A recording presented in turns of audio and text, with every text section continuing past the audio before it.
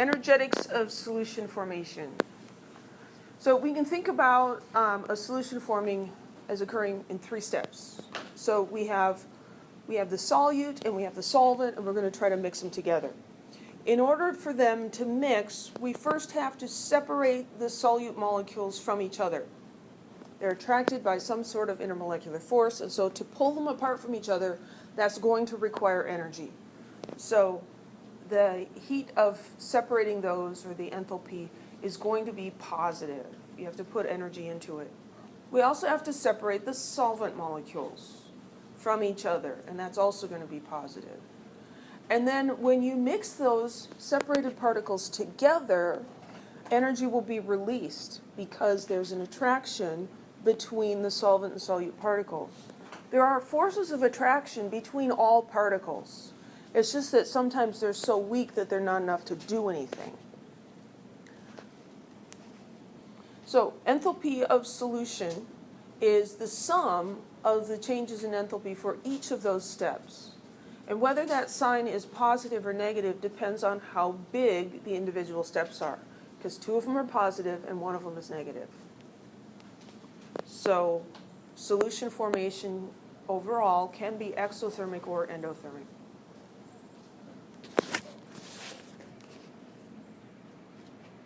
This is suddenly reminding me of Donkey Kong. Yes, the barrels. The barrels and the things rolling around, and anyway, sorry, squirrel.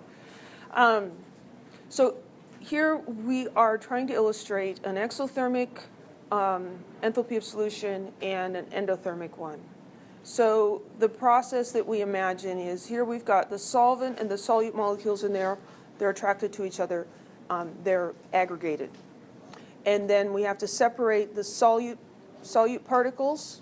That's going to require an increased input of energy. And then we also have to separate the solvent molecules. And so now we're at a higher energy. And when we mix these together, they will be attracted to each other and release energy.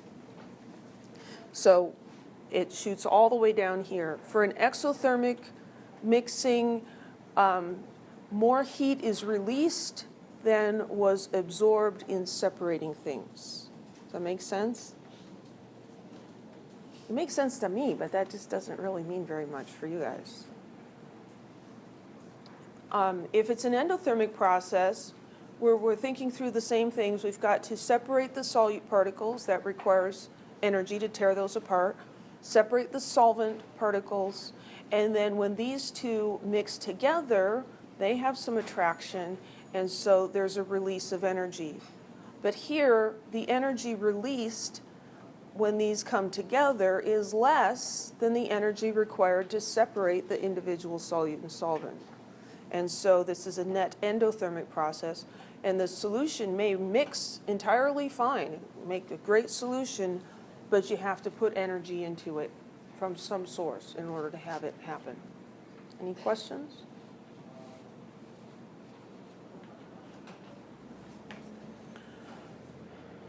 So for aqueous solutions of ionic compounds, which is mostly what we deal with, we combine the enthalpy of the solvent, the heat required or energy required to separate the solvent molecules, and this heat released by mixing into what's called the heat of hydration.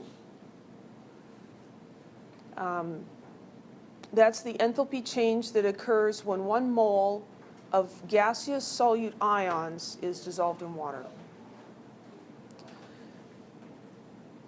This heat of hydration is always largely negative, meaning it's exothermic.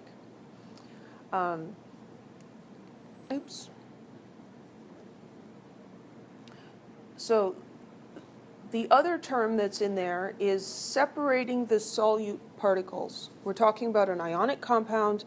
Separating the solute ions from each other is the same amount of energy as the lattice energy. Remember we talked about that? Sodium ions and chloride ions, when they come together, there's that force of attraction between the opposite charges, and that was the lattice energy. This delta H solute is undoing the lattice energy, so it's just opposite in sign. So the heat of hydration, no, never mind, that's the heat of hydration. This enthalpy change when a solution is made is this delta H for the solute plus these two terms which we combine into the heat of hydration. So the heat of solution is really the negative lattice energy plus that heat of hydration. Any questions?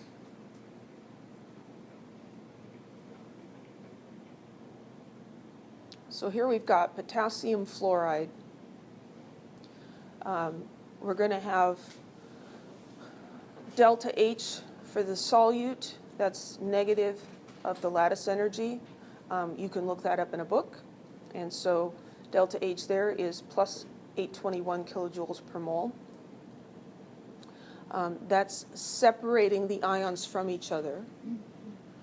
And then the heat of hydration is got the separation of water and the heat of mixing combined together. That is minus 819 kilojoules per mole. You add those together, the net difference is plus 2 kilojoules per mole. So when you put potassium fluoride in water, that's an endothermic process. What happens then, if you feel the solution is going to feel cool because it absorbs energy from the surroundings. That energy goes into the formation of the solution, and so it gets cold. There are things that do this. I think it's ammonium acetate when you put it in water. It does that. There are several different things, and so those can be used to form chemical cold packs, because just the mixing of that with water will cause the whole thing to get cold. The opposite, oh, I don't have a picture of that. The opposite is if this heat of hydration is larger than the lattice energy, then you'll have an exothermic process and the solution feels warm. So if you take hydrochloric acid and mix it with water, it generates a fair amount of heat depending on how much acid you're adding. It generates a lot of heat, and that's an exothermic process. Questions?